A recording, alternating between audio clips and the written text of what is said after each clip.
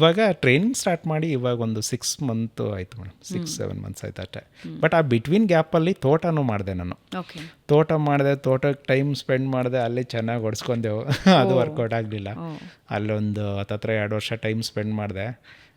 ಅಲ್ಲೊಂದು 20 ಲ್ಯಾಕ್ ಅಲ್ಲಿ ಒಂದಿಷ್ಟು ಲಾಸ್ ಆಗೋಯ್ತು. ಸೊ ಅದಕ್ಕಿಂತ ಮುಂಚೆ ದೊಡ್ಡ ಸ್ಟೋರಿ ಇರೋದು ಸ್ಟಾಕ್ ಮಾರ್ಕೆಟು.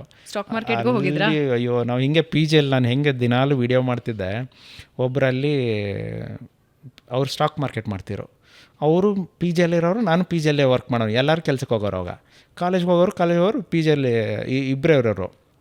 ಅವ್ನು ಬರೋನು, ದತ್ತು ಇವತ್ತು ಮಾರುತಿ ಸುಜುಕಿ ನಾನು ಹಿಂಗೆ ಅಂದೊಂದು 7 ತಿಂಗಳ ಮೇಲೆ ಇವನು ಏನು ಹೇಳ್ತಾನೆ, ಒಂದು ಸ್ವಲ್ಪ ಅಮೌಂಟಿಂದ ಸ್ಟಾರ್ಟ್ ಮಾಡೋದು, 10 ರೂಪಾಯಿ ಇನ್ವೆಸ್ಟ್ಮೆಂಟಿಂದ ಶುರು ಆಯಿತು.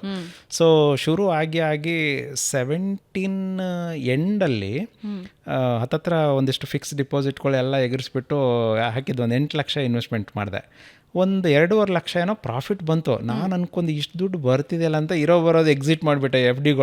ಎಫ್ ಡಿ ಇಲ್ಲಿ ಹಾಕಿದೆ. ಆಮೇಲೆ ಹಿಂಗೆ ಆಗ್ತಾ 19 ಬರೋಷ್ಟಲ್ಲೇ ಹತ್ತತ್ರ ಒಂದು 20 ಲಕ್ಷ ಲಾಸಲ್ಲಿ ಬಂದುಬಿಡ್ತು.